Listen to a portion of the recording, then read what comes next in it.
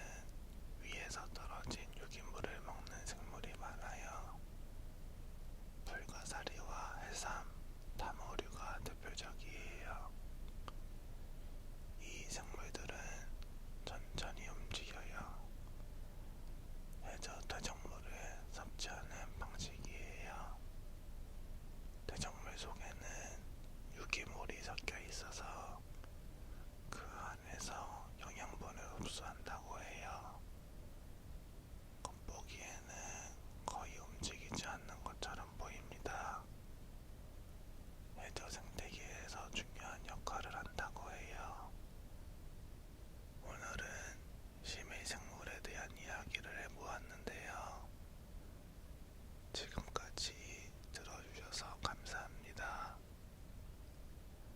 안녕히 주무세요. 안녕하세요. 오늘은 심해 생물에 대한 이야기를 천천히 해보려고 해요.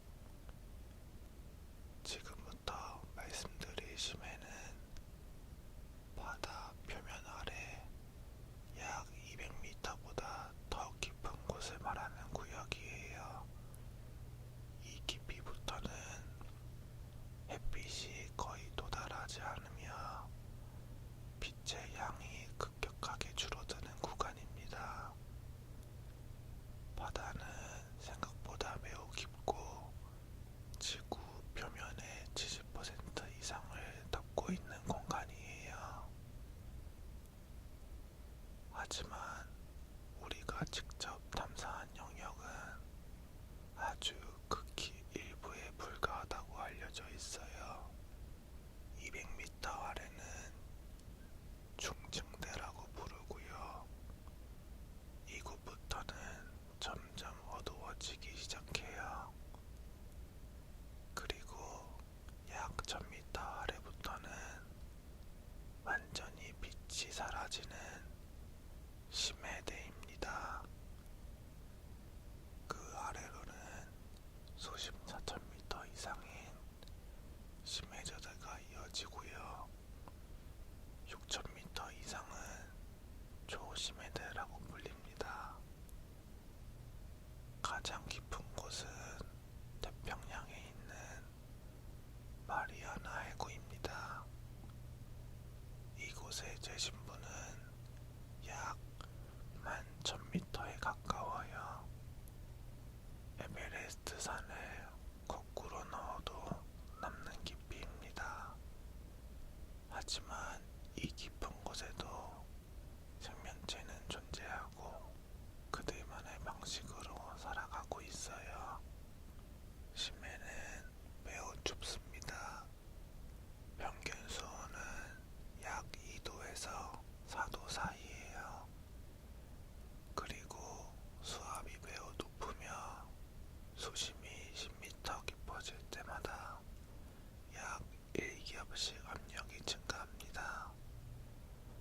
1000m에서는 100기압 이상의 압력이 가해집니다. 이는 자동차 수십 대가 한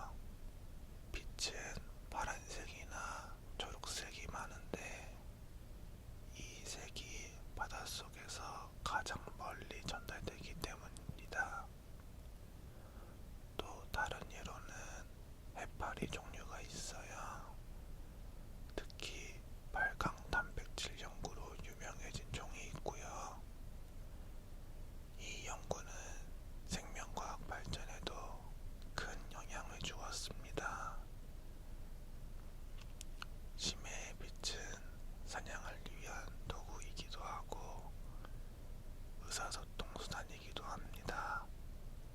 때로는 자신보다 더 크게 보이게 하기 위한 방법이기도 해요. 심해에는 이상하게도 매우 큰 생물들이 존재해요. 이를 심해 거대화 현상이라고 부릅니다. 대표적인 예로는 대왕오징어가 있어요.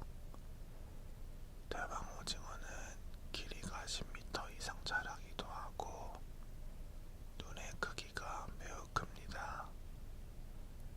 눈이 큰 이유는 어두운 환경에서 아주 작은 빛이라도 감지하기 위해서예요. 또한 거대한 등각류도 존재합니다. 이 생물은 육지의 쥐며느리와 비슷하게 생겼으며 크기는 사람 손바닥보다 더 큽니다. 느리게 움직이지만 매우 오랜 기간 굶을 수 있는 특징이 있어요. 심해는 먹이가 적기 때문에 에너지를 아끼는 전략이 중요하다고 해요. 심해 생물은 대체로 매우 느리게 움직입니다. 빠르게 움직이면 에너지를 많이 소모하게 되고요. 먹이가 부족한 환경에서는 불리합니다. 심해 물고기 중 일부는 근육량이 적고 몸이 젤리처럼 부드러운 경우도 있어요. 이 구조는 에너지 소비를 최소화하기 위한 적응입니다. 또한 성장 속도도 느리고요. 수명이 긴 종도 많습니다. 빛이 없고 온도가 낮고 압력이 높은 환경이지만 그들은 그 환경에 맞는 속도로 조용히 살아가고 있습니다. 심해는 먹이가 매우 부족한 환경이에요. 에너지를 얻는 일도 쉽지 않은 공간입니다. 빛이 거의 없어요. 광합성을 하는 식물이 존재하지 않는 구역입니다. 그래서 대부분의 생명체는 위에서 가라앉는 유기물에 의존한다고 해요. 이 유기물은 해양눈이라고 불린다고 합니다. 아주 작은 생물의 사체와 배설물, 미세한 입자가 섞인 물질이에요. 이 물질은 천천히 아래로 가라앉아요. 심해 생물에게는 중요한 에너지원이지만 그 양은 충분하지 않아요. 항상 일정하게 공급되는 것도 아니에요. 그래서 이런 환경 때문에 심해 생물은 독특한 사냥 전략을 발달시켰다고 해요. 심해의 대표적인 사냥 방식은 기다림이에요. 움직임을 최소화하는 전략입니다. 빠르게 쫓기보다는 한 자리에 숨어 있는 경우가 많아요. 대표적인 예로 아귀가 있어요. 아귀는 입이 매우 크며 이빨은 한쪽으로 굽어 있는 구조예요.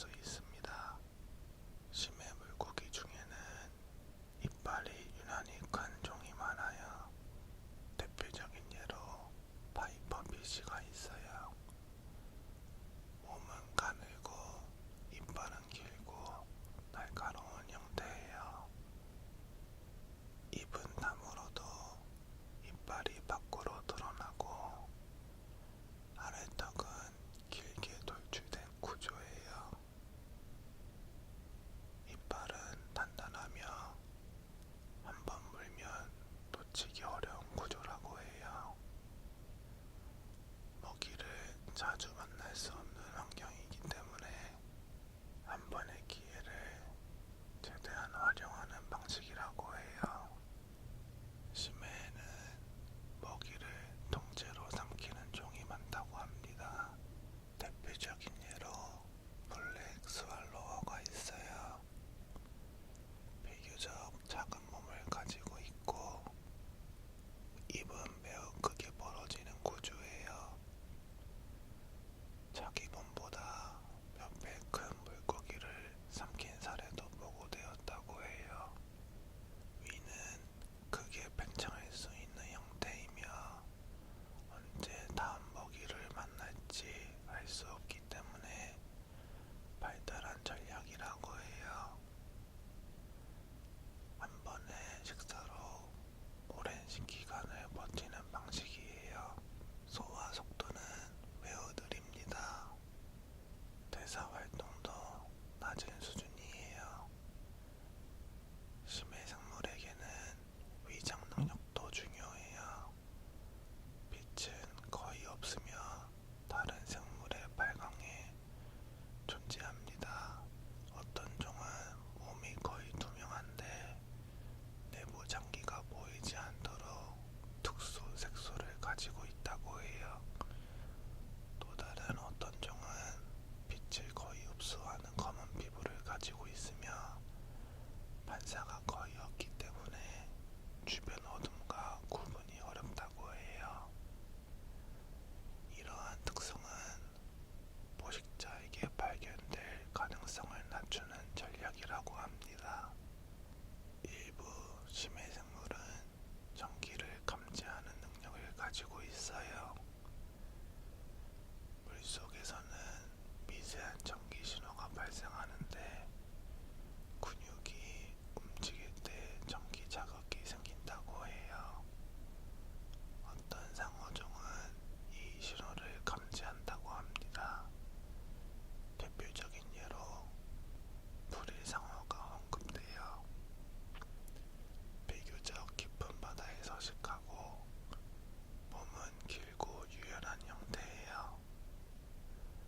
움직임은 느린 편이라고 알려져 있으며 먹이가 가까워지면 갑작스럽게 물어 포획을 합니다. 심해 생물은 대사 속도가 매우 느립니다. 수온이 낮고 활동량도 많지 않아요. 에너지 소비가 적은 구조예요. 오랜 기간을 생존할 수 있는 조건입니다. 일부 심해 어류는 수십 년 이상 살아간다고 보고되었다고 해요. 성장 속도는 매우 느린 편